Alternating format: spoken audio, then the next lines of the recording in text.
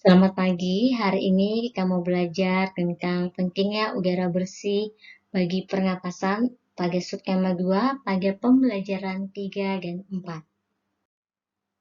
Nah, kita akan masuk ke dalam jenis-jenis usaha ekonomi yang dikelola sendiri ataupun kelompok. Yang pertama kita akan bahas tentang usaha yang dikelola sendiri. Yang pertama itu usaha pertanian.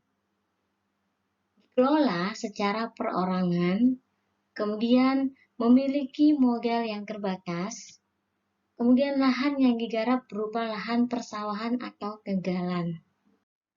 Kemudian ada usaha perdagangan. Ya, di sini misalnya akan kasih contoh usaha perdagangan itu seperti pedagang asongan, toko kelontong, atau pedagang kaki lima. Kemudian yang masuk ke usaha ekonomi yang dikelola sendiri ada industri kecil. Industri kecil di sini merupakan industri rumahan.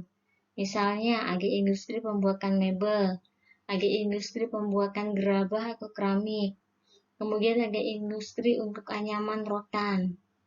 Ini termasuk dalam industri kecil ya. Kemudian masuk ke usaha jasa. Usaha jasa seperti yang sudah kita tahu itu pasti melayani masyarakat. Misalnya di sini ada usaha jasa percetakan ya atau fotokopian. Kemudian ada bengkel, kemudian ada salon. Ini termasuk dalam usaha ekonomi yang dikelola sendiri, termasuk di bidang usaha jasa.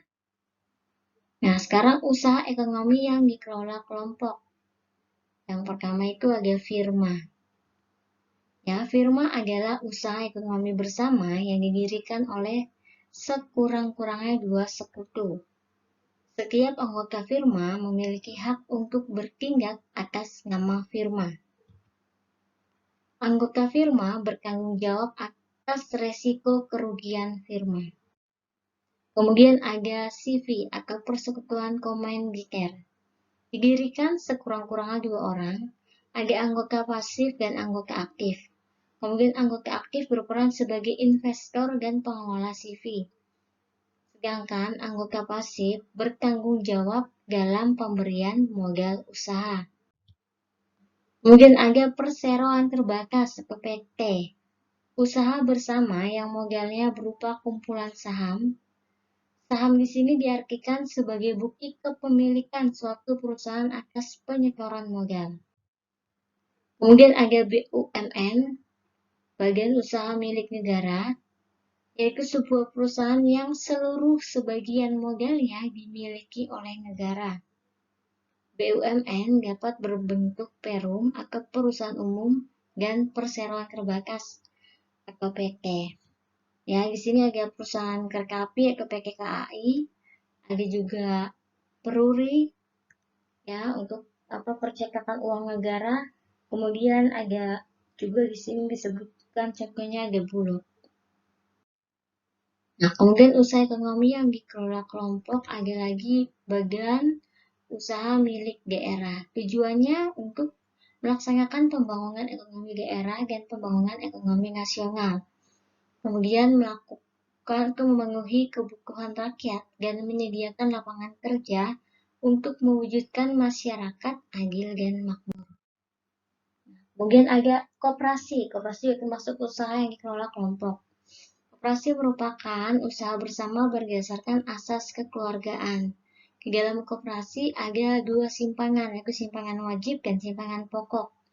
Simpangan wajib sendiri adalah simpangan yang dilakukan tiap bulannya. Kemudian kalau simpangan pokok adalah simpangan yang hanya dibayar 1 kali. Nah, di sini ada koperasi, ada bentuk-bentuk koperasi dibagi menjadi beberapa koperasi. Contohnya misalnya 1 koperasi konsumsi. Ini usaha bersama yang menyediakan barang-barang konsumsi untuk memenuhi kebutuhan sehari-hari. Contohnya ada beras, gula, minyak, sabun, peralatan rumah tangga, dan barang lainnya. Tujuannya di sini untuk memenuhi kebutuhan konsumsi sehari-hari bagi anggota dengan harga dan mutu yang layak. Kemudian ada koperasi simpan pinjam, yaitu usaha bersama yang menyediakan layanan simpan dan pinjam. Koperasi jenis ini menerima simpanan dari anggotanya. Selanjutnya, usaha yang telah terkumpul dipinjamkan kepada anggota. Kemudian ada koperasi produksi, usaha bersama yang menyediakan bahan baku produksi dan menyalurkan hasil produksi anggotanya. Kemudian ada koperasi jasa, yaitu usaha bersama yang menyediakan layanan atau jasa tertentu bagi anggotanya.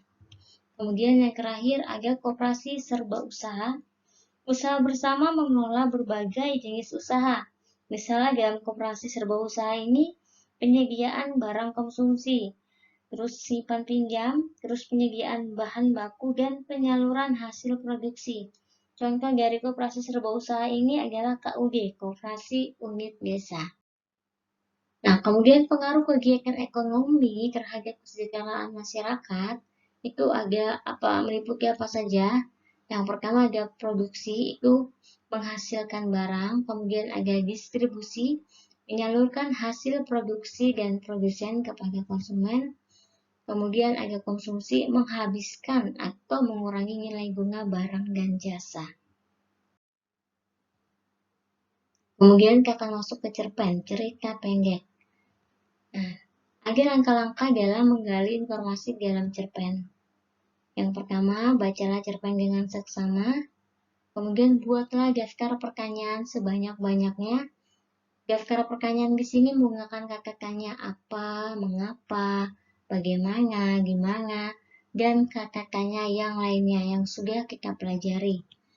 Kemudian setelah membuat daftar pertanyaan, kita harus mencari jawaban-jawaban dari pertanyaan yang kita buat dari cerpen atau dari bacaan cerita pendek tersebut. Nah, kemudian terangkailah kembali jawaban-jawaban tersebut ke dalam suatu paragraf singkat. Cerpen biasanya berisi suatu tokoh utama yang menjadi pusat dalam cerita. Kemudian panjang dari cerpen ini atau cerita pendek ini kurang dari 10.000 kata. Oke, sekarang kita akan masuk ke hak kita sebagai warga masyarakat. Ya, akan kasih beberapa contoh saja. Yang pertama ada mengembangkan kebudayaan daerah, kemudian berpendapat dan berorganisasi, kemudian mendapatkan perlindungan hukum, kemudian mendapatkan pekerjaan dan penghidupan yang layak, menikmati lingkungan yang bersih, hidup tenang dan damai, bebas memeluk, memilih, dan menjalankan agama. Kemudian, kewajiban sebagai warga masyarakat. Menjaga kebersihan lingkungan tempat tinggal. Membantu tetangga yang terkena musibah. Menghormati tetangga di lingkungan tempat di mana kita tinggal. Mematuhi aturan dan norma yang berlaku dalam masyarakat. Menjaga ketenangan dan ketertiban yang berlaku dalam masyarakat. Kemudian mengikuti kegiatan yang ada di lingkungan. Ini adalah contoh-contoh dari kewajiban sebagai warga masyarakat.